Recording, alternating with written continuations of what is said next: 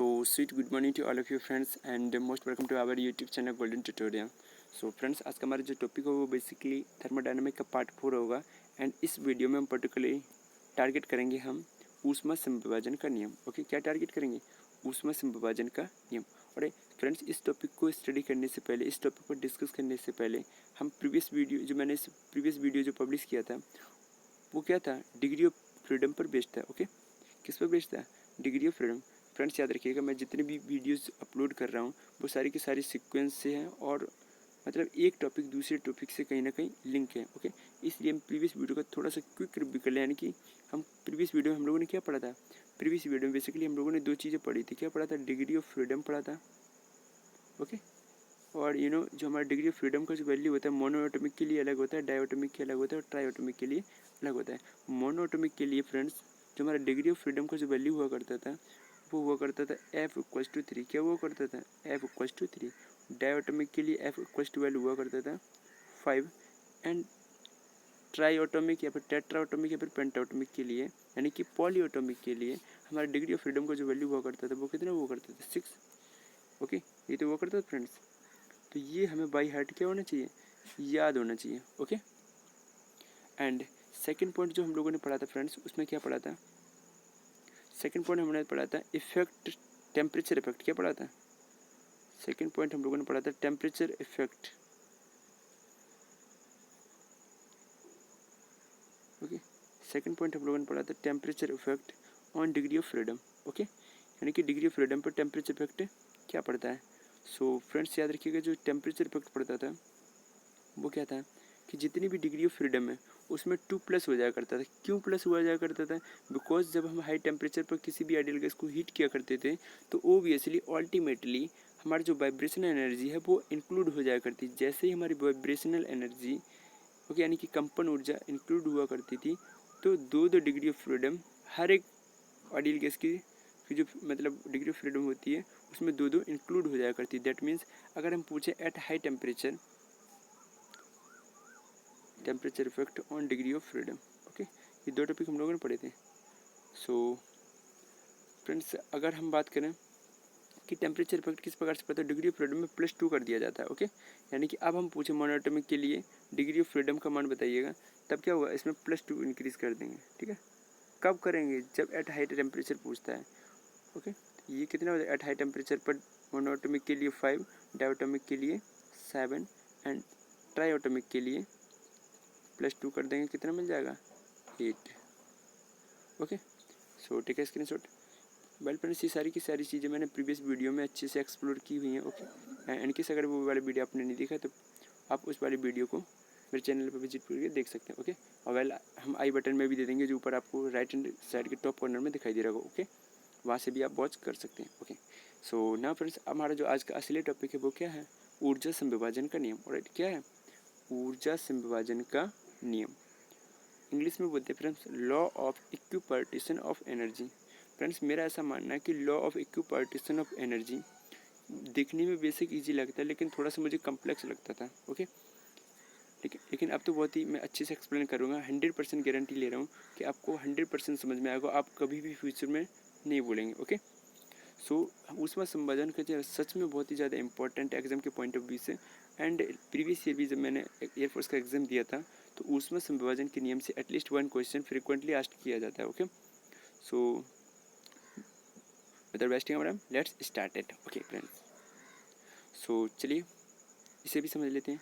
तो पहले हम आपको पहले जो मैंने थ्योरी लिख रखी है, ठीक है, जिसका लॉ है वो आपको पढ़ा देते हैं. अकॉर्डिंग टू दिस लॉ, क्या लिखा है? According to this law, okay, the average of internal energy of each molecules having each degree of freedom is half kT. That means, इसका मीन्स क्या हुआ कि कोई भी आइडियल गैस हुई उसके एक अणु का और जिसकी डिग्री ऑफ फ्रीडम कितनी है? 1 हो, उसकी इंटरनल एनर्जी का मान कितना होता है? हाफ kT होता है. समझ में आया तो ठीक है, नहीं समझ में तो मैं आपको लिख के सेपरेटली मेंशन कर देते हैं. ओके, देखिए. ओके, तो इस लॉ का सीधा सीधा मतलब होता है फ्रेंड्स कि इंटरनल एनर्जी का जो वैल्यू है, किसका, इंटरनल एनर्जी का जो वैल्यू है वो हाफ के टी होता है। कितना होता है, हाफ के टी होता है। ओके, जहाँ में हमारा जो स्मॉल के है वो वोल्टेज मान्यता है एंड जो टी है वो एब्सोल्यूट टेम्परेचर। ऑलराइट, लेकिन याद रखिएगा friends, internal energy internal energy का जो रिप्रेजेंटेशन होता है वो क्या होता है, कैपिटल यू होता है। ऑलराइट, और जो कैपिटल यू तो होता है लेकिन ये कितने मॉलिक्यूल्स के लिए होता है, तो याद रखिएगा फ्रेंड्स, यहाँ पे सफिक्स में लिखे दे रहे हैं हम, ये इंटरनल एनर्जी का जो वैल्यू होता है 1 मॉलिक्यूल्स का होता है। ओके, कितने का होता है, 1 molecules having 1 degree of freedom, having 1 degree of freedom. Okay, that means, इसका अर्थ हुआ कि एक मॉलिक्यूल्स होना चाहिए, क्या होना चाहिए, एक मॉलिक्यूल्स होना चाहिए। ओके, और एक ही डिग्री ऑफ फ्रीडम होना चाहिए, तब हमारे इंटरनल एनर्जी का जो एक्सप्रेशन है ऊष्मा संविभाजन के नियम अनुसार वो क्या होगा, हाफ के टी होता है। फ्रेंड्स, ये जो हमारी वैल्यू दी गई है हाफ के टी, ये एक्सपेरिमेंटेड है। ओके, और इसे and here we don't need to prove this. Okay, यहाँ पे हमें प्रूव करने की आवश्यकता नहीं है।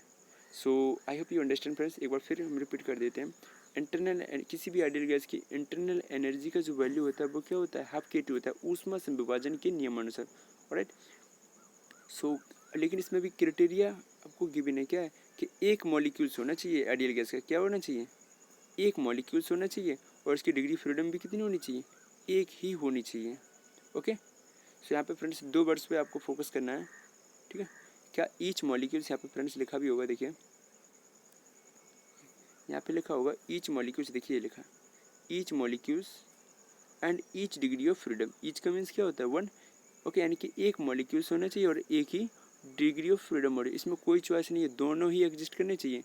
Alright, so I hope you understand. मैंने बहुत ज़्यादा एम्फेसाइज कर दिया इस पर, and well I have try my best to explore this and hope so you understand. Okay, so u suffix 1 molecules having 1 degree of freedom equals to half kT. Okay, this mathematical expression is given by the law of equipartition of energy. Right, so take a screenshot. Okay, so देखिए friends, यहाँ पे मैंने लिख भी रखा है, ठीक है, कि 1 molecules having 1 degree of freedom कितना है, हाफ kT। वेल आगे का एक्सप्रेशन कैसे है वो भी हम आपको अच्छे से एक्सप्लोर करेंगे। ओके, देखिए, सो हमारा जो u का जो वैल्यू हुआ करता था, ठीक है, u suffix 1 molecules, u suffix 1 molecule having 1 degree of freedom,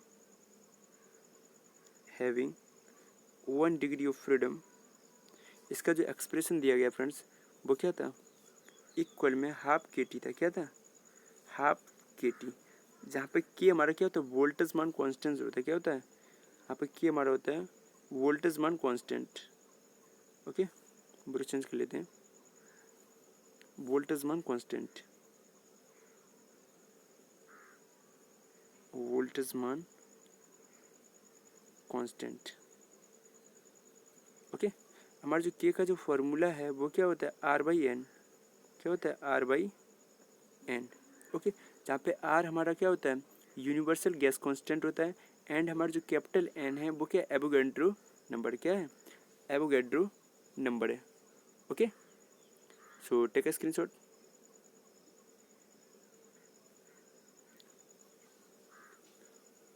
okay, well जितने भी सिंबल है हम बारी बारी से स्टेप बाय स्टेप आगे बढ़ेंगे। ऑलराइट, ओके, सो फ्रेंड्स आपने देखा जो हमारे यू का जो फॉर्मूला होता है वो क्या है, इंटरनल एनर्जी का हाफ के टी।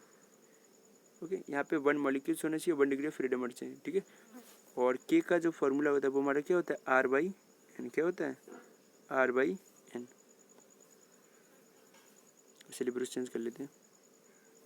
ओके, यहाँ पे जो हमारा फ्रेंड्स फॉर्मूला के इक्वल्स टू हुआ करता है, जो भी मैंने मेंशन किया है वो क्या है,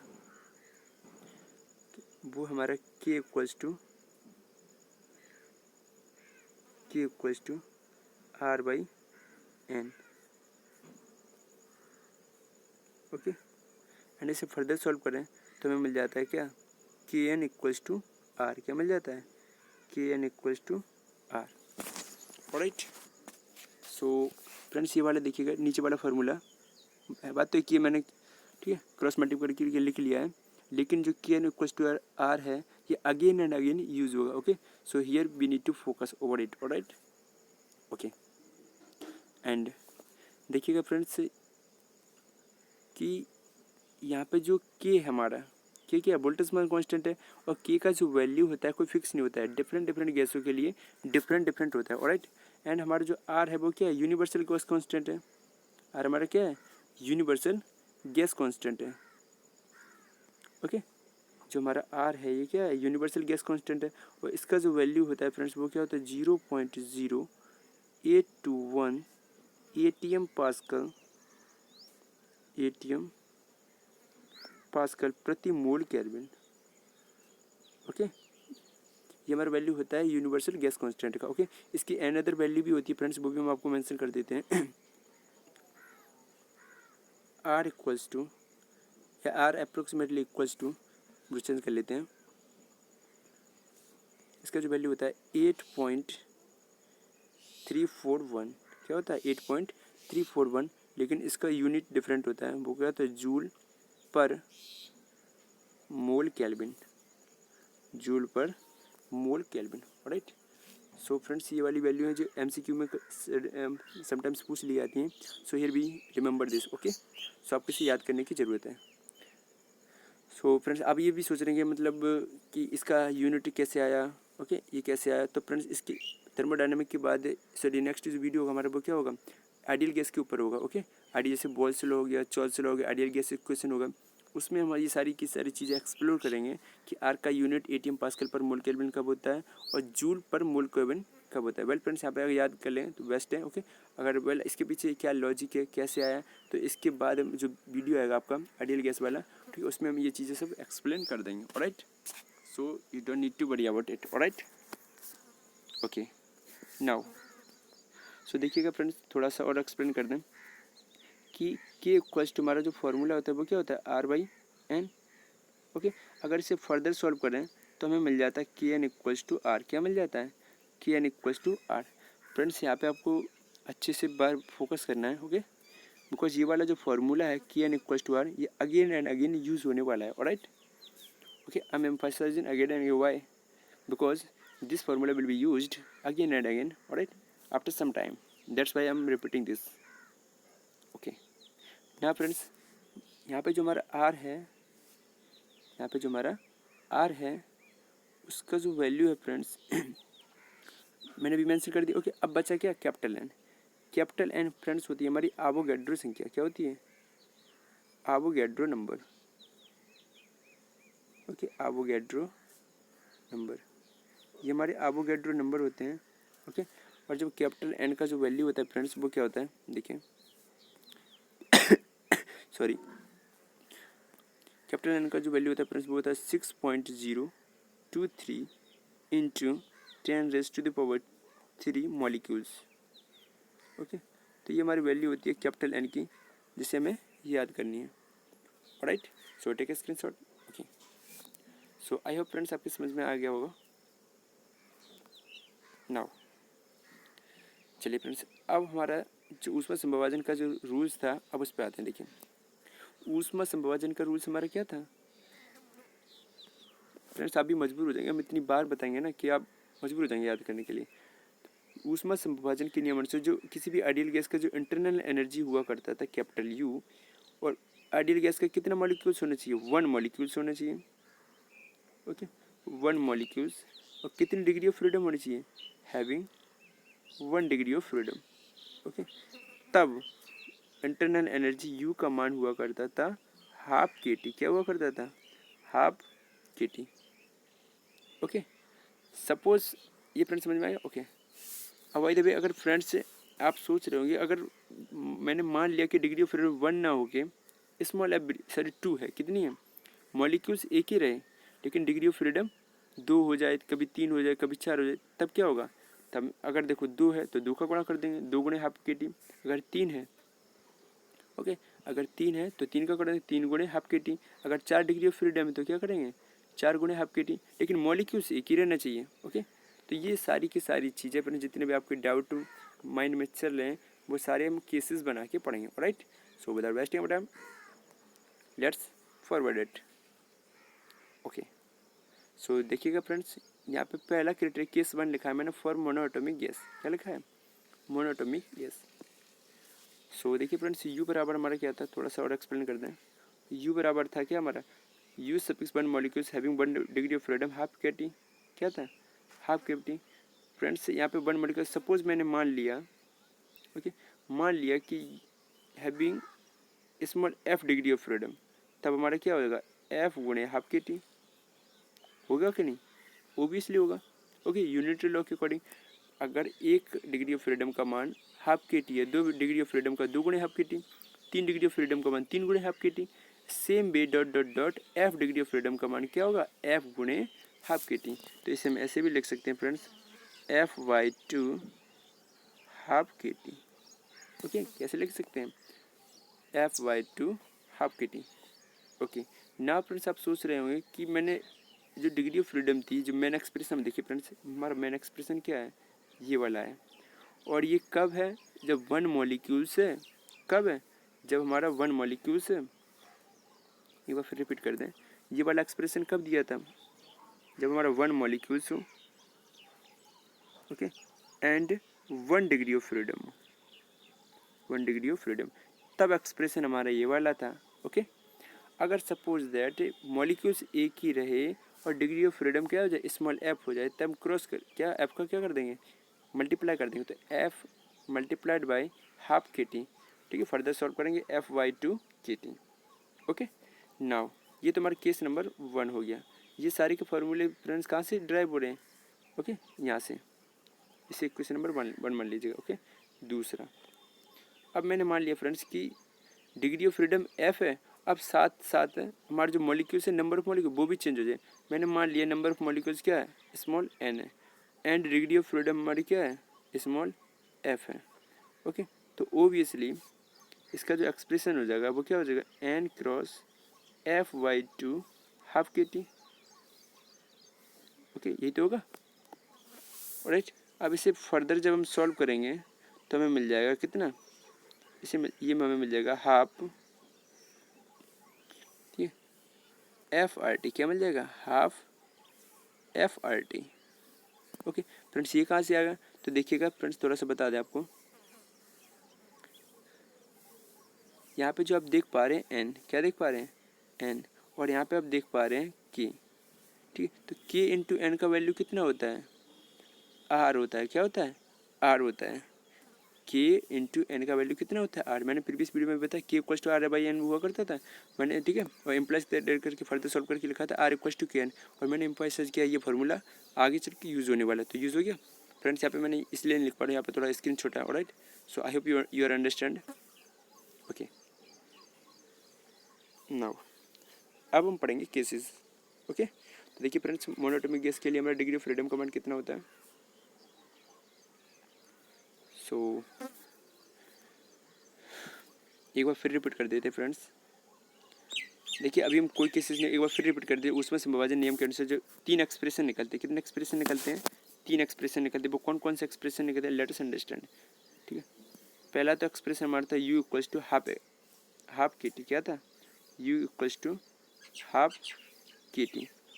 ओके, अगर के का वैल्यू रख दे फ्रेंड्स, के का वैल्यू क्या होता है, आर बाई एन। क्या होता है, आर बाई एन, तो हो जाएगा R by N T. Okay, ये जो पहला एक्सप्रेशन है फ्रेंड्स, ओके, ये कब था, ये 1 डिग्री ऑफ फ्रीडम होना चाहिए, ओके, और 1 ही मॉलिक्यूल्स होना चाहिए। दूसरा, और by the way this time अगर degree of freedom small F हो जाए, अगर degree of freedom small F हो जाए, तब क्या हो जाएगा, तब इसका फॉर्मूला हो जाता है एफ वाई टू के टी। क्या हो जाएगा, एफ वाई टू के टी। अगर हम फॉर्मूला खोल दें के का, तो क्या हो जाएगा, f by two R by N T. Okay, यही तो होगा। ओके, और तीसरा केस था फ्रेंड्स, ये ऊष्मा संविभाजन के केसेस हैं। ऑलराइट, तीसरा केस था अगर friends degree of freedom small f है, और दिस टाइम अब की बार जो नंबर ऑफ मॉलिक्यूल्स है 1 मॉलिक्यूल ना होके कैपिटल एन मॉलिक्यूल्स हो जाते हैं, तो ओबियसली क्या हो जाएगा, एन का गुणा हो जाता है। ओके, थोड़ा एडजस्ट करके लिख देते हैं, तो इसका हो जाएगा एफ वाई टू KNT, यही तो होगा। ओके, जब इसे फर्दर सॉल्व करेंगे तो हमें क्या मिल जाएगा, ब्रश चेंज कर लें तो हमें मिल जाएगा हाफ, यानी कि F/2 F/2 RT। ओके, तो ये हमारी ऊष्मा संविभाजन के 3 केसेस हैं। ओके, किसी भी आइडियल गैस के लिए जो इंटरनल एनर्जी का जो मान होते हैं, ठीक है, वेल हमारा जो मेन फार्मूला है फ्रेंड्स वो ये वाला है। ओके, और ये रिमेनिंग जो 2 हैं वो मैंने डिड्यूस किए हैं। ऑलराइट, सो U बराबर फार्मूला होता है हमारे ऊष्मा संविभाजन के नियम अनुसार हाफ KT। ऑलराइट, और K का वैल्यू क्या होता है R/N। राइट, अब देखिए ये हमारा था क्या 1 molecules 1 degree of freedom. Okay, ये वाला हमारा कब था, ये पहला वाला था, ये कब था, 1 मॉलिक्यूल्स होना चाहिए और 1 डिग्री ऑफ फ्रीडम होना चाहिए। ओके, और ये वाला कब, ये 1 मॉलिक्यूल्स हो लेकिन डिग्री ऑफ फ्रीडम कितनी हो जाए, स्मॉल f हो जाए, तो f का मल्टीप्लाई हो जाएगा इसमें। ओके, तो F/2 KT, K का वैल्यू रख देंगे तो ये वाला स्टेप मिल जाएगा। ऑलराइट, और C हमारा क्या होगा, अब की बार क्या, पहले 1 मॉलिक्यूल्स था इसमें। ओके, अब की बार कैपिटल N मॉलिक्यूल्स ले लें आइडियल गैस की, तो ओबियसली कैपिटल N का गुणा हो जाएगा। ठीक है, सो कैपिटल N को मैंने गुणा करके थोड़ा एडजस्ट करके लिखा है फ्रेंड्स यहाँ पे हम F/2 KNT। ओके, बिकॉज मुझे पता था कि KN का वैल्यू मुझे आगे चल के प्लेस करना है, तो KN का वैल्यू कितना होता है R, तो F/2 RT। ओके, सो ये 3 एक्सप्रेशन है ऊष्मा संविभाजन के नियम के। I hope you understand friend. Alright, take a screenshot friends. ये इसमें देखिए बहुत सारे फार्मूले निकल के आएंगे, ये हमारे जनरल केसेस हैं। ओके, यानी कि अगर ओनली आइडियल गैस की बात करें तब ये 3 केसेस निकल के आते हैं। अगर आइडियल गैस में भी हम अगर स्पेशली नाम दे दें like monatomic gas, diatomic gas, triatomic gas, okay, तो इसमें क्या होगा, F का वैल्यू प्लेस कर देंगे। ओके, ऐसे मोनोटोमिक गैस के लिए F का वैल्यू कितना होता है 3। ओके, एंड डायटोमिक के लिए कितना होता है 5, एंड ट्रायोटोमिक के लिए कितना होता है, ट्रायोटोमिक या टेट्राटोमिक के लिए कितना होता है 6। ओके, चलिए इसे भी बारी बारी से समझ लेते हैं। ऑलराइट, ओके, सो देखिए फ्रेंड्स, जो हमारा मोनोटोमिक गैसेस हैं, ठीक है, मोनोटोमिक गैस देखिए यहाँ पे आप देख पा रहे हैं मोनोटोमिक गैस, यानी कि मोनोटोमिक यानी कि इंटरनल एनर्जी का जो मान होगा हैविंग 1 डिग्री फ्रीडम कितना होता है हाफ KT। मैंने लिखाया था पहला फार्मूला हाफ KT। तो मोनोटोमिक के लिए डिग्री ऑफ फ्रीडम का मान कितना होता है 3, तो कितना हो जाएगा, ओ सॉरी फ्रेंड्स यहाँ पे कितना होता है F डिग्री ऑफ फ्रीडम, तो F का वैल्यू प्लस कर देंगे तो क्या मिल जाएगा हमें 3/2 KT। ओके, बट फ्रेंड्स अलग से लिख के बता देंगे, नहीं तो आप लोग समझेंगे ये लिखा हुआ बस बता रहे हैं, बस नहीं एक्सप्लेन कर पाते हैं, है ना। चलिए इसे भी एक्सप्लोर कर लेते हैं। देखिए अगर फ्रेंड्स अगर हम मोनोटोमिक की बात करें, मोनोटोमिक गैस की, मोनोटोमिक गैस, ओके, तो मोनोटोमिक गैस के लिए अगर हम U का वैल्यू पूछें तो देखिए फ्रेंड्स U का जो वैल्यू हुआ करता था F/2 KT हुआ करता था, ये तो हुआ करता था। ये कब हुआ करता जब 1 मॉलिक्यूल्स हो और डिग्री ऑफ फ्रीडम कितना हो, डिग्री ऑफ फ्रीडम स्मॉल है, तो मोनोटोमिक के लिए F का वैल्यू कितना होता है 3 होता है, तो इसका हो जाएगा 3/2 KT। ओके, तो ये हमारा हो गया पहला केस। ओके, नाउ अगर यहाँ पे फ्रेंड्स देखिए यहाँ पे क्या कर रहे हैं, अब की बार जो इंटरनल एनर्जी का मान बताएंगे, लेकिन इसमें कितने मॉलिक्यूल्स लेंगे, N मॉलिक्यूल्स लेंगे, तो इसका जो फॉर्मूला हुआ करता था फ्रेंड्स वो हुआ करता था क्या F/2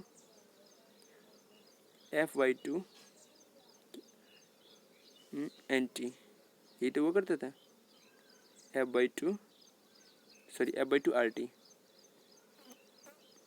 F/2 RT। ओके, तो यहाँ पे हम F का वैल्यू प्लस कर दें तो क्या हो जाएगा 3/2 RT। Okay, I hope you understand. Alright, so friends पहला वाला जो मोनोटोमिक के लिए पहला वाला जो केसेस है उसमें 1 मॉलिक्यूल्स है। ओके, इसमें 1 मॉलिक्यूल्स है और F डिग्री ऑफ फ्रीडम है, तब वैल्यू फार्मूला तब हमारा क्या निकल गया 3/2 KT, और N मॉलिक्यूल्स ले लें, ठीक है, तब हमारा फॉर्मूला क्या निकल F/2 RT।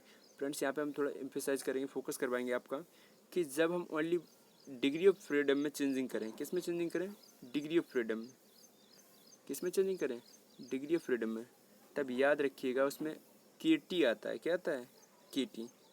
अगर जब मॉलिक्यूल्स और डिग्री ऑफ फ्रीडम दोनों ही चेंज कर दें तब हमारा आता है आर टी। क्या आता है? आर टी आता है, राइट। तब हमारा आता है आर टी, यानी कि 3/2 R T. Okay, hope you understand. यानी कि फ्रेंड्स हमें जितनी भी गैसेस पढ़ेंगे, मोनोएटॉमिक, डायटॉमिक, सारे की सारी गैसेस में हम 2-2 केसेस डिस्कस करेंगे, ऑलराइट।